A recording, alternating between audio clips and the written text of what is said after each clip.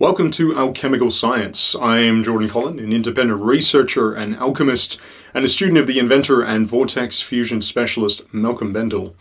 As promised in the last video, today I have more highlights to share with you from demos given to members of New South Wales Parliament in Australia when we went for a second trip up to Sydney with the Thunderstorm Generator in November.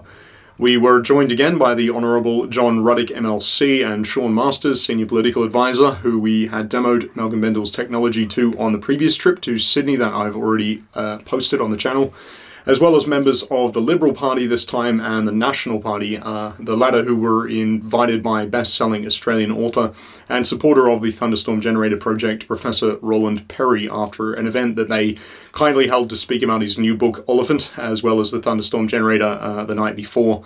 And a quick note that you can find the links to purchase two of Roland's books, which are highly relevant to plasmoid physics and the Thunderstorm Generator, in the description.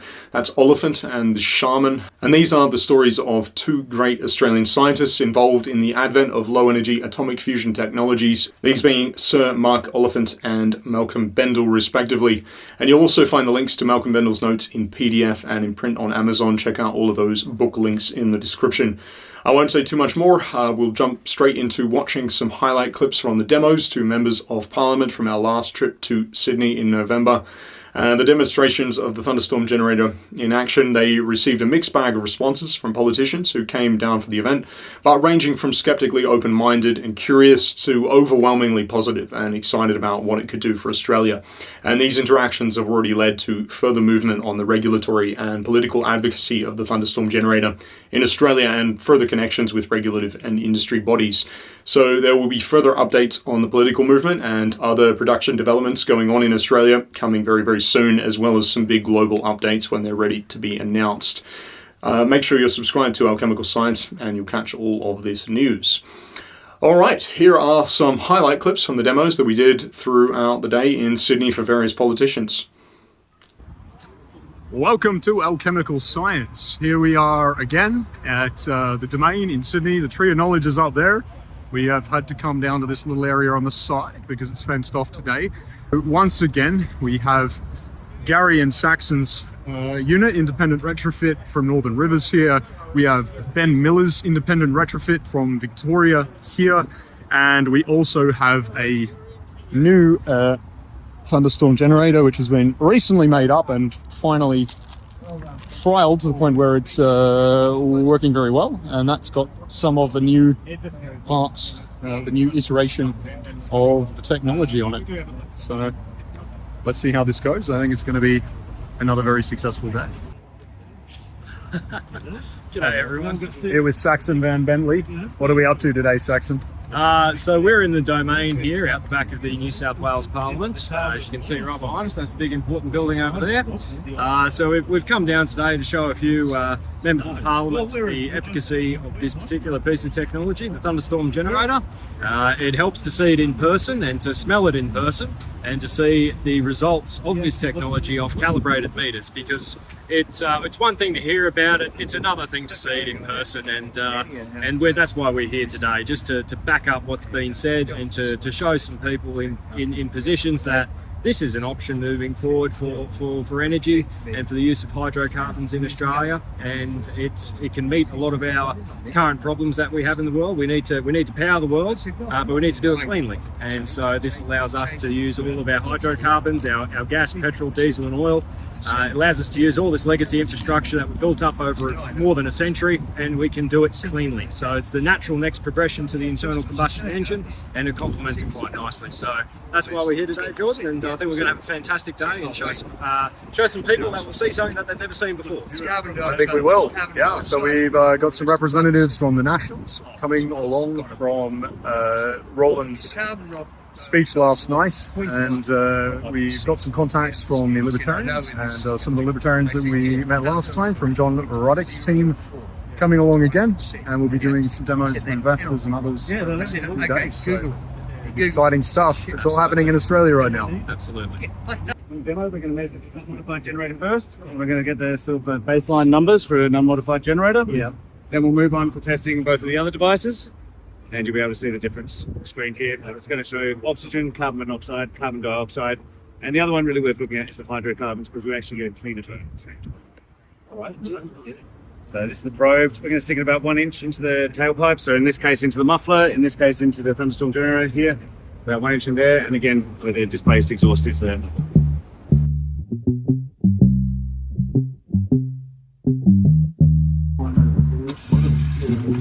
That is a dirty one. Yeah.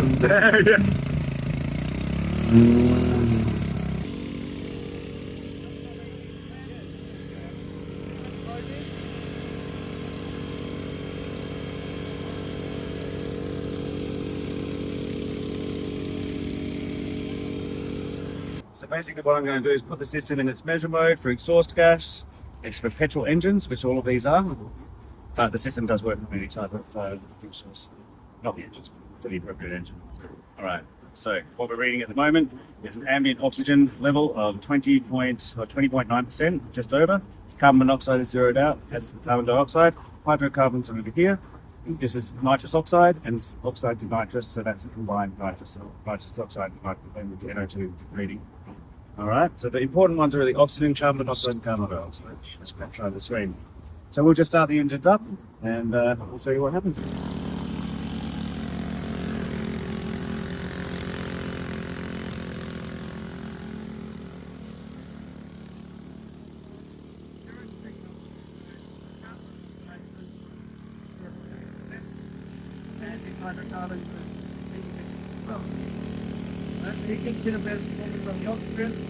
Carbon dioxide, amazing,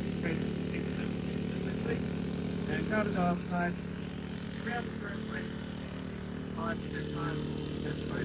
You're truly saying that you are simply trying to propose and put forward an invention and innovation that may literally change humankind.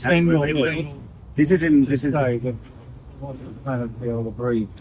So this is microfactory. This is soon to be completed. This is a 24-inch. Next week, instead of the 4 inches that you see here. And of course, this is what. So you're literally doing it in your own backyard rather than commercial production of it. Yeah. So it's. Well, this is more commercial. It's in the future.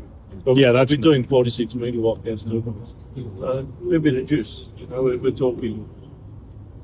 If you think about like how many combustion systems are operating in a 1 kilometre radius right now, it's an amazing amount. And we're very lucky in Australia. We have a lot of space. Pollution here is a bit of an abstract issue, but in places like India or China, it's absolutely not an abstract issue. It doesn't matter how rich or poor or powerful or what social status you have. You wake up in the morning and you've got the detectors to protect your body. Yeah, so this is what it looks like inside. So it's sphere, little sphere, little sphere. So two chambers. This is the exhaust you're talking about. So it's cold vortex and hot vortex. It's opposing vortices. Basically creating a thunderstorm. Yeah, that's where the magic happens, in moving in opposite directions. Yes. And also condensing at the same time. Is that correct? That's correct. Yeah. So Spreading the lightning that you see in the sky, if it's at a micro level inside, it is in yeah. that's what it's a microscope. So we're just going to go in here, measure exhaust gas, fuel type petrol, and we're just going to start it. We're just going to start drawing through air. This is the probe. We're going to put the probe about 1 inch into the muffler on the unmodified generator first, and we'll do the same on these ones to show you what the results they're getting. So we'll just start them up. Saxon?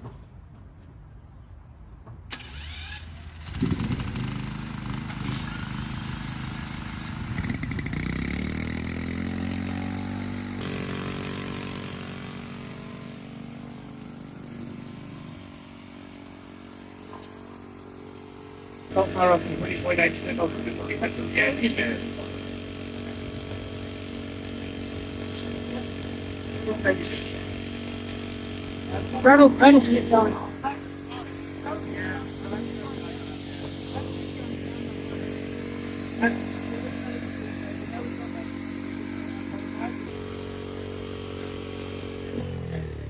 So basically, what we're seeing is almost complete remediation of the toxic gases coming out and oxygen coming out in its place. So the air coming out of it is not dissimilar.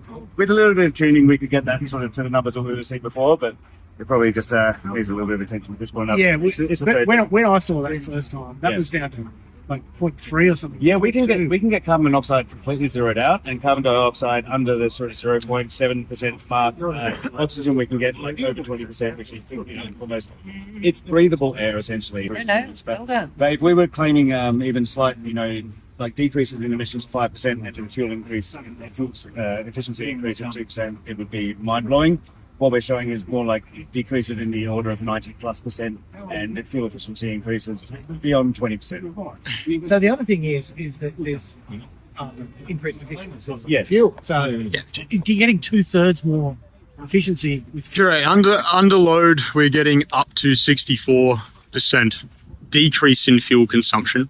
Or increase in efficiency. Or increase in efficiency, alternatively. So, for the same amount of fuel, we could run the one that's retrofit with the Thunderstorm Generator for 64% longer than we could this one. Yeah. I really would like to jump into the gas turbines is where we Right. really want to get into, because that's the future. Yeah. The main base power for all the main systems that you're going to need, you're going to need gas turbines. So that's, we've built one at the factory at the moment, so we've got a gas turbine. We finish probably end of next week. But I think to Rachel's point, we're having this huge discussion about net zero at the moment. Yeah, yeah. And say Eraring, theoretically, it's difficult to do. Yeah. Just give us a second. Yeah. Eraring could be net zero.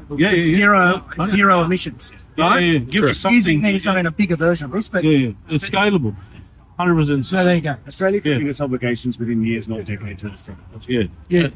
This is a 24-inch model that's been built to a gas generator. That's what we're going to work. Yeah. So it's a gas turbine. So that's out of APU, so the aircraft power unit. Yep. So we've got it because the size is not, it's not a monster. Yeah. But we're working on a 46 megawatt power units at the moment. So proper industrial size power. You're talking. Yeah. Power data centers, essentially. Yeah. Get these onto planes. You can get these. You can get these onto freighters, cargo ships, which have enormous CO2. Or you got to look at the cruise ship out. Yeah. But there's a lot of benefits to that. They use heavy oil. Yeah. So they're using really bad, it's really bad, nasty stuff, and it's coming out clean. And you'll have double the distance. Yeah. The same amount of fuel. Yeah, even more. Yeah, but double's enough. Yeah, we got to stop spooking people, Sean.